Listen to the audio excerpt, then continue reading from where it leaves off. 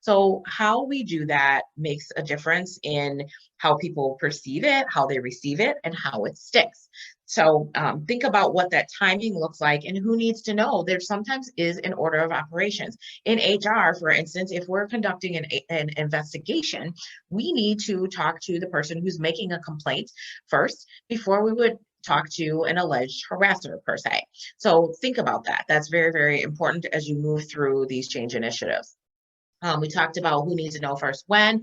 What are the highlights? That's back to pitching your business case.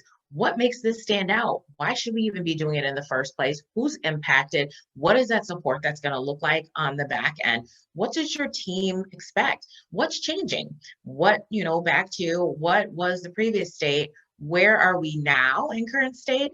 And where are we going future state? One of the things I do with my clients as well is a gap analysis. And that past, current, future state makes a difference because then you can really identify where are the gaps, and that will help you fill in your communication plan. Reach out to me if you do need some further assistance in terms of that and kind of stepping through that process. All right, so discussing what's next in clear terms is very important as well. Who can be contacted? Who's going to be my support system? So staying connected, this is where we really want to make it stick. You want to listen for that pushback, that resistance. People, as humans, we are resistant to change. We want to know, why can't I just have it the way it was? It was working fine the way it was. But again, if you're not growing, you're slowing. So making sure that you understand what those common themes are, the reasons why you did it. And if you're doing it for the right reasons and it has good business value, the business case stands the test of time, at least for a significant amount of time. That is your why, and that is what you communicate to people. That is how you get the buy-in, provided that you've brought them along the journey.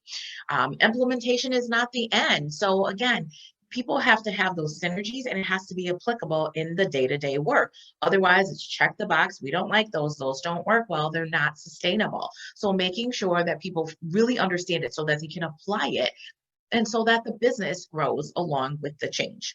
Iterate, iterate, iterate. I cannot stress that enough. That's why it's there 3 times with an exclamation point. Don't be afraid to change the change. It is okay to say, we tried this, it failed, what next? That is very, very important in order to move you along. You can't just leave something the way it is and expect it to just be evergreen. These things are going to need to change. You're going to get feedback. I hope you're seeking feedback from the team and doing, kind of some postmortem surveys to say what has worked, what isn't, what are your barriers to either implementation or to success? What are your barriers to making it stick? Make sure you ask those questions even once you're done. These things matter.